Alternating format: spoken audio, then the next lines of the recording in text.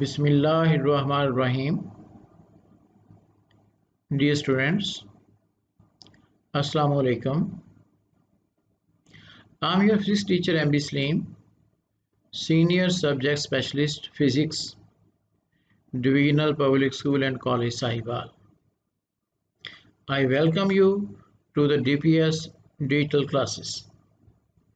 Let's start our today's lecture.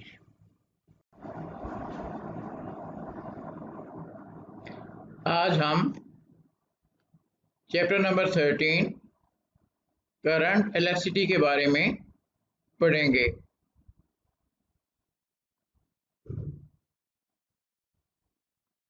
Dear students, इससे पहले आप resistivity, colour code for the resistance, electrical power and the power dissipation और electromotive force के बारे में सीख चुके हैं। आज हम किरचॉफ फर्स्ट रूल और किरचॉफ सेकंड रूल पढ़ेंगे।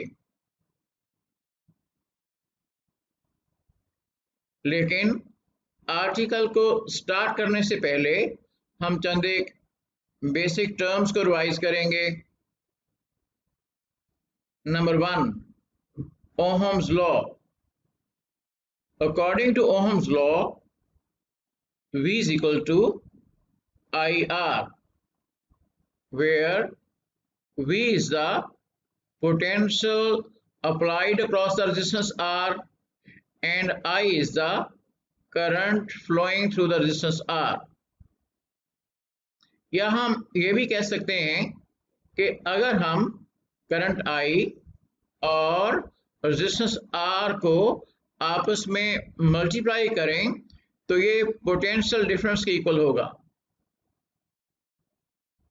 वोल्टेज सोर्स, अ बैटरी यानी एक बैटरी जिससे कि हम करंट लेते हैं उसको हम वोल्टेज सोर्स का नाम देंगे। Current, rate of flow of electrical charges, current I is equal to Q divide by T, या इसको हम ये भी कह सकते हैं charge per unit time.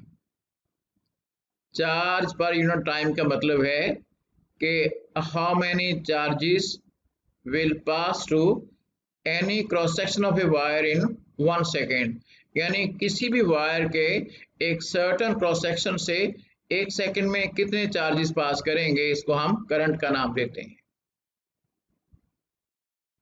Law of conservation of charges. According to law of conservation of charges, charges can neither be created nor destroyed. यानी ना तो हम चार्जेस को क्रिएट कर सकते हैं और ना ही इनको हम डिस्ट्रॉय कर सकते हैं। Law of conservation of energy. That is, energy can neither be created nor destroyed. ना तो हम एनर्जी को क्रिएट कर सकते हैं और ना ही एनर्जी को हम डिस्ट्रॉय कर सकते हैं, बल्कि एनर्जी की हम एक फॉर्म को दूसरी फॉर्म में चेंज कर सकते हैं। सोर्स और सिंक ऑफ चार्ज, बैटरी के पॉजिटिव टर्मिनल को हम सोर्स ऑफ चार्ज का नाम देंगे, जबकि बैटरी के नेगेटिव टर्मिनल को हम सिंक का नाम देंगे। अगर हम कन्वेंशनल करंट की बात करें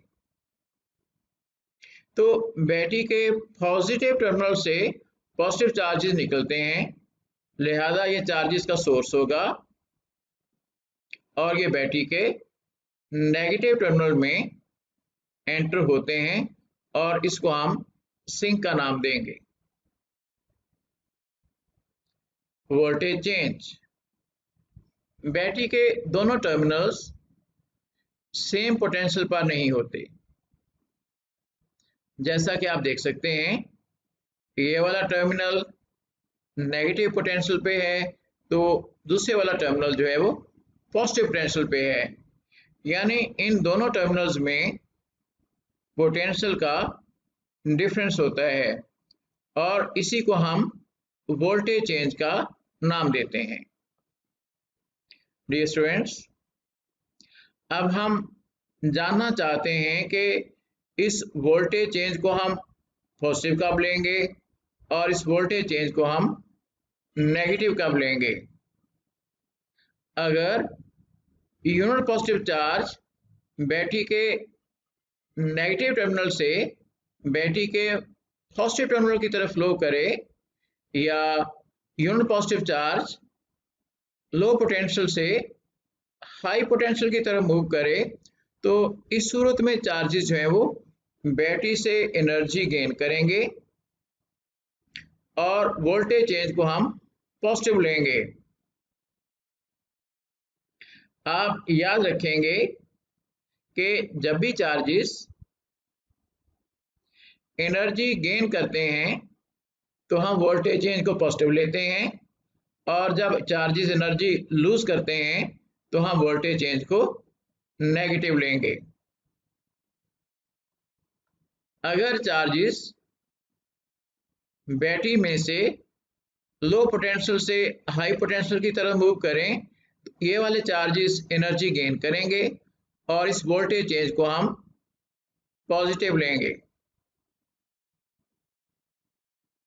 लेकिन अगर चार्जेस बैटरी में पॉजिटिव टर्मिनल में एंटर हों और नेगेटिव टर्मिनल से बाहर निकलें, यानी पॉजिटिव से नेगेटिव की तरफ फ्लो करें या हाई पोटेंशियल से लो पोटेंशियल की तरफ मूव करें, तो इस सूरत में बैटरी चार्ज हो रही होगी। अब चार्जिंग के दौरान चार्जेस एनर्जी गेन नहीं करते बल्कि एनर्जी लूज करते हैं, लिहाजा इस वाले वोल्टेज चेंज को हम नेगेटिव लेंगे।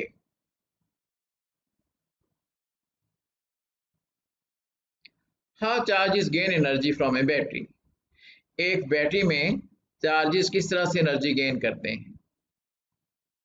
डियर स्टूडेंट्स, आप जानते हैं कि बैटरी में एक केमिकल रिएक्शन होता है और इस केमिकल रिएक्शन के रिजल्ट के तौर पे बैटरी का एक टर्मिनल पॉजिटिव बन जाता है जबकि बैटरी का दूसरे वाला टर्मिनल नेगेटिव बन जाता है। या हम ये भी कह सकते हैं कि बैटरी के दोनों टर्मिनल्स के दरमियान पोटेंशियल डिफरेंस क्रिएट हो जाता है। अगर हम इस बैटरी को किसी बैरूनी सर्किट से मिलाएं तो इस पोटेंशियल डिफरेंस की वजह से अब बैरूनी सर्किट में करंट फ्लो कर सकता है। या हम ये कहेंगे कि बैटरी में केमिकल एनर्जी जो है वो इलेक्ट्रिकल एनर्जी में जब कन्वर्ट होती है तो दोनों टर्मिनल्स के दरमियान पोटेंशियल डिफरेंस पैदा होता है और इस तरह से चार्जेस एनर्जी गेन करते हैं और इसी पोटेंशियल डिफरेंस की वजह से चार्जेस जो है वो एक्सटर्नल सर्किट में फ्लो करते हैं।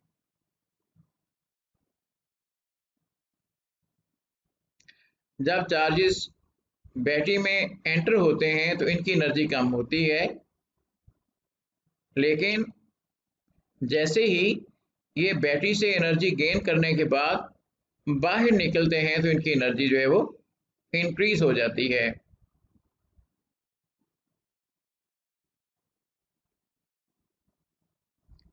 Why charges lose energy in a resistance?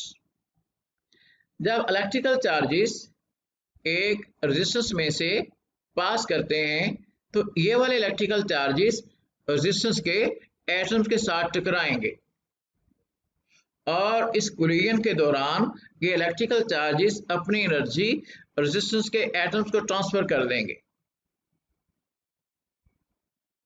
जिसकी वजह से ये इलेक्ट्रिकल चार्जेस जो है वो एनर्जी लूज करेंगे। Then why these electrical charges are losing energy inside a resistance? Because of the collision of these electrical charges with the atoms of the resistance. अब हम जानना चाहते हैं कि ये चार्जेस की एनर्जी लॉस्ट या इसकी एनर्जी गेन को हम कैसे निकाल सकते हैं। फर्स्ट करें कि delta Q charge is flowing through a circuit. जैसा कि आप जानते हैं पोटेंशियल इज इक्वल टू होता है वर्क पर यूनिट चार्ज।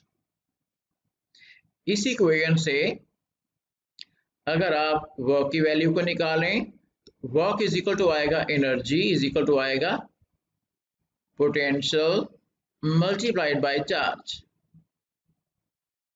यानी वर्क और एनर्जी एक ही चीज के दो नाम हैं, दोनों का सेम यूनिट होता है।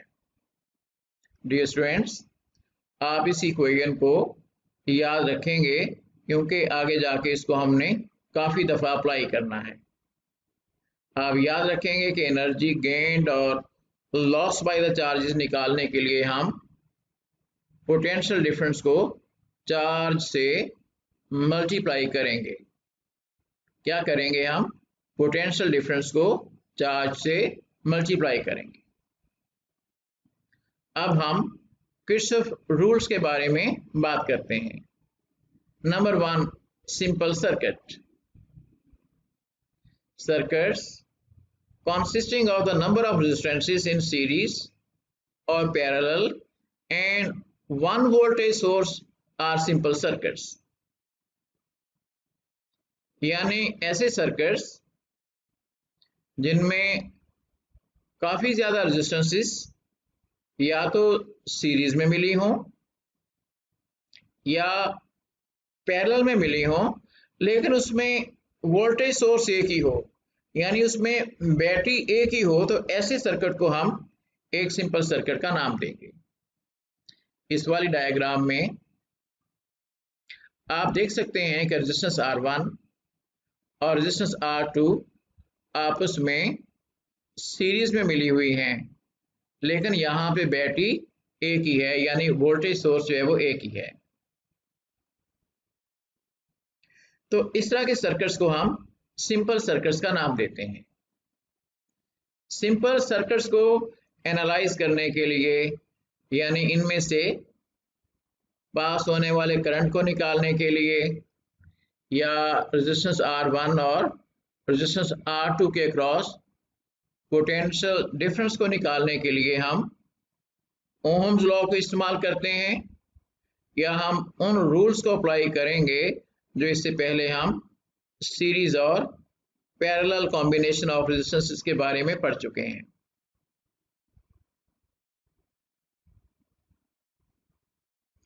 कॉम्प्लेक्स नेटवर्क, या इसको आप एक कॉम्प्लेक्स सर्किट भी कह सकते हैं। A circuit consisting of the number of resistances and more than one voltage source is a complex network or is a complex circuit। यानी एक ऐसा सर्किट जिसमें काफी ज्यादा रेजिस्टेंसेस और एक से ज्यादा वोल्टेज सोर्सेज हों, यानी एक से ज्यादा बैटरीज हों, तो उसको हम एक कॉम्प्लेक्स सर्किट का नाम देंगे। इस वाली डायग्राम में आप देख सकते हैं कि रेजिस्टेंस R1 और रेजिस्टेंस R2 आपस में सीरीज में कनेक्टेड हैं और यहाँ पे एक से ज्यादा वोल्टेज सोर्सेस हैं, यानी बैटरी E1 और बैटरी E2। तो इस तरह के सर्किट को हम कॉम्प्लेक्स सर्किट या कॉम्प्लेक्स नेटवर्क का नाम देंगे। इस तरह के सर्किट को एनालाइज करने के लिए, यानी इस तरह के सर्किट में पास होने वाले करंट को निकालने के लिए या रेजिस्टेंस R1 और रेजिस्टेंस R2 के अक्रॉस पोटेंशियल डिफरेंस को निकालने के लिए हम ओहम्स लॉ को अप्लाई नहीं करेंगे, क्योंकि इस तरह के सर्किट्स में ओहम्स लॉ हमारी कोई भी हेल्प नहीं करेगा। तो ऐसे सर्किट्स को सॉल्व करने के लिए हम किरचॉफ रूल्स को अप्लाई करते हैं। That is why today we are studying about the Kirchhoff rules। यानी किरचॉफ रूल्स की मदद से हम एक कॉम्प्लेक्स सर्किट को सॉल्व कर सकते हैं, एक कॉम्प्लेक्स सर्किट में पास होने वाले करंट को निकाल सकते हैं और उसमें मौजूद जो रेजिस्टेंसेस हैं उनके अक्रॉस हम पोटेंशियल डिफरेंस को निकाल सकते हैं। तो पहले हम किरचॉफ फर्स्ट रूल की डेफिनेशन के बारे में बात करते हैं। According to Kirchhoff first rule, sum of all the currents meeting at a point in a circuit is equal to 0. या मैथमेटिकली आप कह सकते हैं कि sigma i is equal to 0। आइए हम सीखते हैं कि इसका क्या मतलब है, लेकिन इस बात को सीखने से पहले हम साइन कन्वेंशंस के बारे में बात करेंगे। साइन कन्वेंशंस का क्या मतलब है कि करंट को हमने पॉजिटिव कब लेना है और करंट को हमने नेगेटिव कब लेना है। डायग्राम में आप देख सकते हैं कि 4 वायर्स या आप कह लें कि 4 रेजिस्टेंसेस जो हैं these are connected at the point A.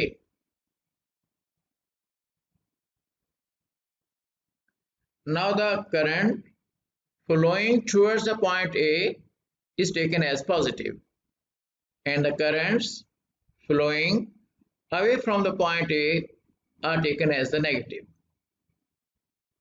इस वाली डायग्राम में 4 एम्पियर करंट जो है ये पॉइंट ए की तरफ फ्लो कर रहा है, लिहाजा इस वाले करंट को हम पॉजिटिव लेंगे। इसी तरह से ये 3 एम्पियर का करंट भी पॉइंट ए की तरफ फ्लो कर रहा है, लिहाजा इसको भी हम पॉजिटिव लेंगे। लेकिन अगर आप करंट I3 की बात करें, then current I3 is flowing away from the point A. इस लिहाज से हम करंट I3 को नेगेटिव लेंगे। अब करंट I4 को आप देखिएगा, करंट I4 जो है this one is also flowing away from the point A, that is why current I4 is also taken as negative. अब अगर आप इन तमाम के तमाम करंट्स का सम लें तो किसकी इक्वल आएगा? 0 की इक्वल आएगा। 4 + 3 - 5 - 2 इज इक्वल टू 0। यानी एक सर्किट में फ्लो होने वाले तमाम के तमाम जो करंट्स हैं उनका अलजेब्रिक सम 0 की इक्वल आता है। आइए इसको हम फर्दर डिस्कस करते हैं। इस वाले सर्किट में भी 4 वायर्स हैं या 4 रेजिस्टेंसेस हैं जो कि ए पॉइंट पे कनेक्टेड हैं। अगर आप करंट I1 और I2 की बात करें, then these currents are flowing towards the point A, लिहाजा हम करंट I1 और I2 को क्या लेंगे? पॉजिटिव लेंगे। लेकिन अगर आप करंट I3 और I4 की बात करें, then these currents are flowing away from the point A, so these will be taken as negative. Applying the equation number 1, sigma I is equal to 0. sigma I 0 का मतलब है कि इन तमाम के तमाम करंट्स का सम जो है वो 0 के इक्वल आना चाहिए। I1 current plus I2 current plus minus I3 current plus minus I4 current is equal to 0। यहाँ पे I3 और I4 के साथ इसलिए नेगेटिव साइन आएगा because these currents are flowing away from the point A. अगर आप करंट I3 और I4 करंट को इक्वालिटी के राइट हैंड साइड पे ले आएं तो हमारी इक्वेशन इस तरह से बन जाएगी। I1 plus I2 is equal to है I3 प्लस I4। अब हम किरचॉफ फर्स्ट रूल को एक और अंदाज से भी डिफाइन कर सकते हैं। Sum of all the currents flowing towards the point is equal to है sum of all the currents flowing away from the point. Current I1 और I2 जो हैं, these are the currents flowing towards the point A, और I3 और I4 जो हैं, these are the currents flowing away from the point A. That is why I1 plus I2 will be equal to I3 plus I4. Kirchhoff's first law जो है, this is in accordance with the law of conservation of charge. तो इसका क्या मतलब है कि जितने charges हैं वो ए पॉइंट की तरफ फ्लो करेंगे, उतने ही चार्जेस हैं वो ए पॉइंट से अवे फ्लो करेंगे. अगर किसी भी पॉइंट पे कोई सोर्स ऑफ चार्ज ना हो और ना ही वहां पे सिंक हो, यानी ना तो वहां पे चार्जेस प्रोड्यूस हो रहे हो और ना ही वहां पे चार्जेस एब्सॉर्ब हो रहे हो, तो ऐसी सूरत में हम क्या बोलते हैं, total charge flowing towards a point must be equal to total charge flowing away from the point. यानी जितना चार्ज उस पॉइंट की तरफ फ्लो करेगा, उतना ही चार्ज जो है उस पॉइंट से अवे फ्लो करेगा. किरचॉफ फर्स्ट रूल को हम किरचॉफ पॉइंट रूल या किरचॉफ करंट रूल का नाम भी देते हैं. आइए अब हम किरचॉफ सेकंड रूल के बारे में बात करते हैं. इसको हम किरचॉफ वोल्टेज रूल का नाम भी देते हैं. According to Kirchhoff second rule, algebraic sum of all the voltage changes in a closed circuit or loop is equal to 0. यानी एक सर्किट में तमाम के तमाम वोल्टेज चेंजेस हैं, उनका सम 0 के इक्वल होगा. कैसे, हम देखते हैं. इस वाली डायग्राम में रेजिस्टेंसेस R1 और R2 आपस में सीरीज में कनेक्टेड हैं और इनको हमने बैटरी से मिला दिया. ये 12 वोल्ट की बैटरी है और इसके वोल्टेज को हम पॉजिटिव लेंगे, क्योंकि जब चार्जेस बैटरी में से पास करते हैं तो ये एनर्जी गेन करते हैं, और जब भी चार्जेस एनर्जी गेन करें तो वोल्टेज चेंज को हम पॉजिटिव लेंगे.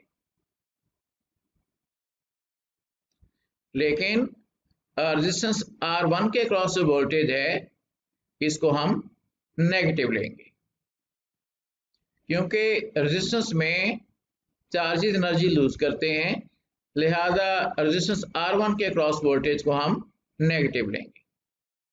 तो इसी तरह से रेजिस्टेंस R2 के अक्रॉस जो वोल्टेज है उसको भी हम नेगेटिव लेंगे, क्योंकि यहां पर भी चार्जेस एनर्जी लूज करेंगे. अगर आप इन तमाम वोल्टेजेस का सम लें तो वो किसकी इक्वल आएगा, वो 0 की इक्वल आएगा. यानी एक सर्किट में तमाम के तमाम वोल्टेज चेंजेस हैं, उनका सम 0 के इक्वल आता है. आइए अब इस बात को हम मैथमेटिकली प्रूव करते हैं. फर्ज करें कि ये हमारे पास एक सर्किट है जिसमें ये वाली बैटरी E1 बैटरी है और ये सेकंड वाली बैटरी जो है E2 बैटरी है. इसमें करंट की डायरेक्शन इस बात पे डिपेंड करती है कि बैटरी E1 बड़ी बैटरी है या E2 बड़ी बैटरी है. फर्ज करें कि इस वाले सर्किट में E1 बैटरी बड़ी बैटरी है और E2 जो है वो स्मॉल बैटरी है. तो इस सूरत में इसमें करंट एंटी क्लॉकवाइज डायरेक्शन में फ्लो करेगा, यानी करंट जो है वो बड़ी बैटरी से छोटी बैटरी की तरफ फ्लो करेगा. इस पूरे सर्किट में वोल्टेज चेंज से क्या मुराद है कि यूनिट पॉजिटिव चार्ज जब एनर्जी गेन करेगा तो वोल्टेज चेंज को हम क्या लेंगे, पॉजिटिव लेंगे.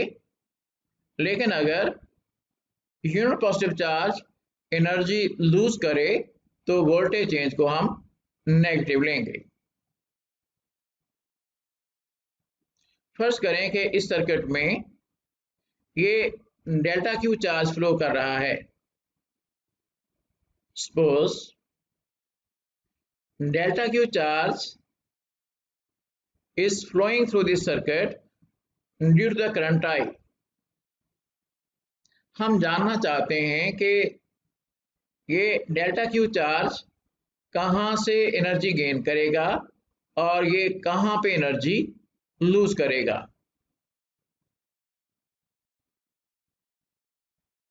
अगर आप बैटरी E1 की बात करें तो इसमें चार्ज जो है वो बैटरी के नेगेटिव टर्मिनल से पॉजिटिव टर्मिनल की तरफ फ्लो करेगा, या आप कह सकते हैं कि चार्ज लो पोटेंशियल से हाई पोटेंशियल की तरफ फ्लो करेगा।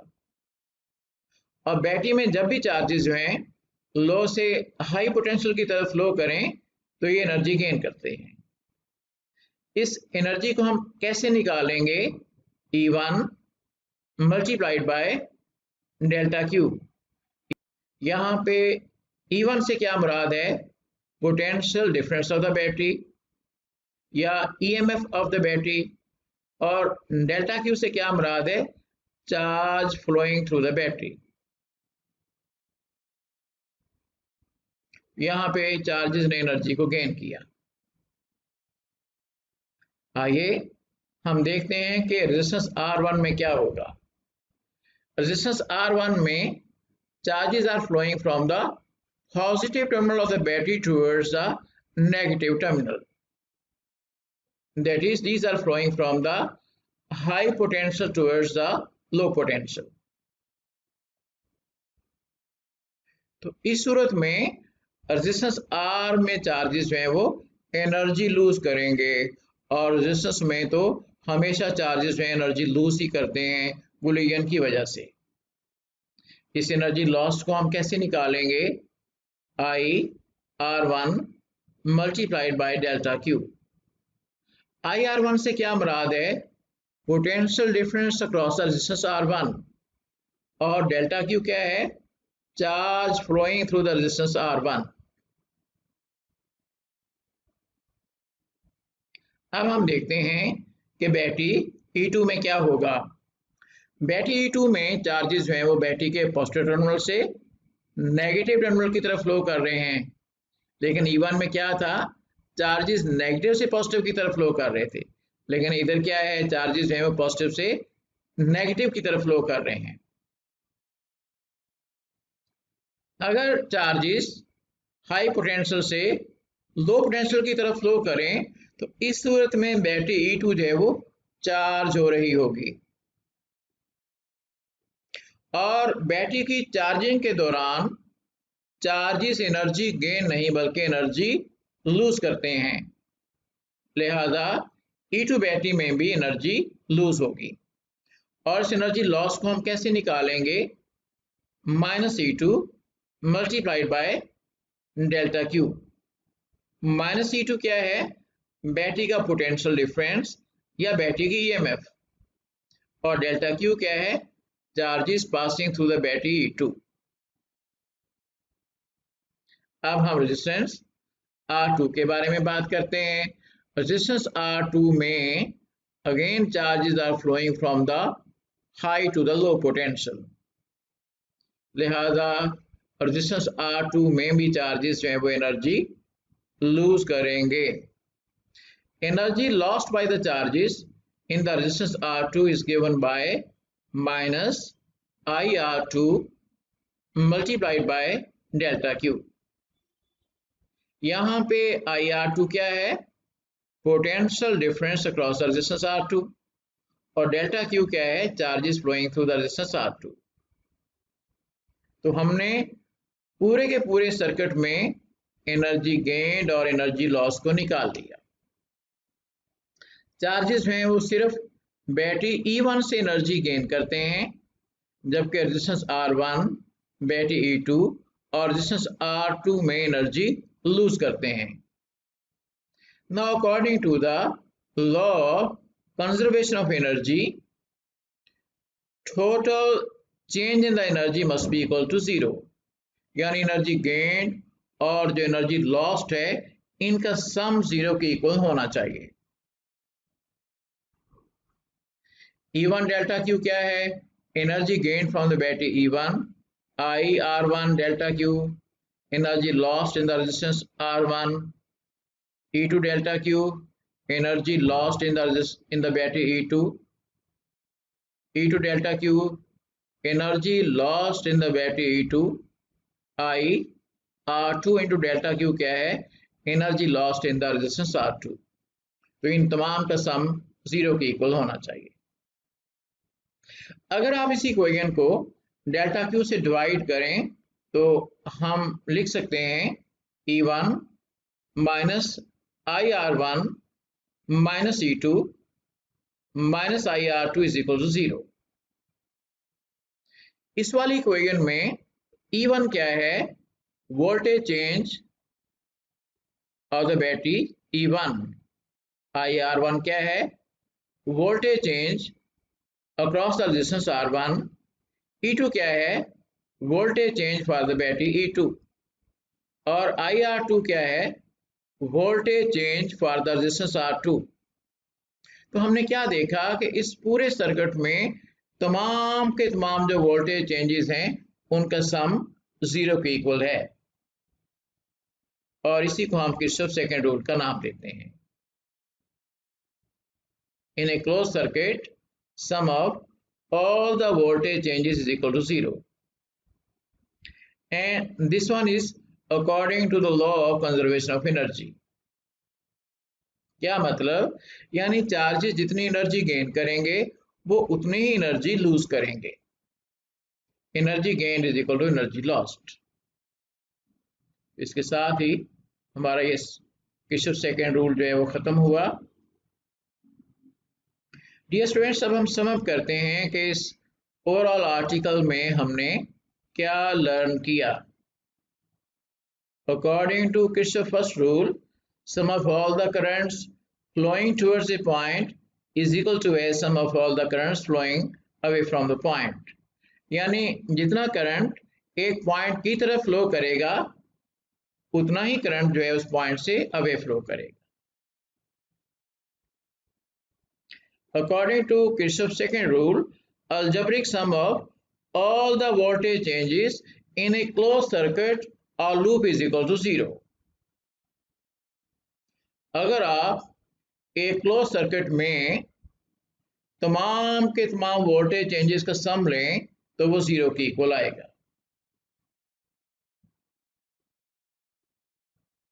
इसके साथ ही हमारे आज के लेक्चर का टाइम खत्म हुआ.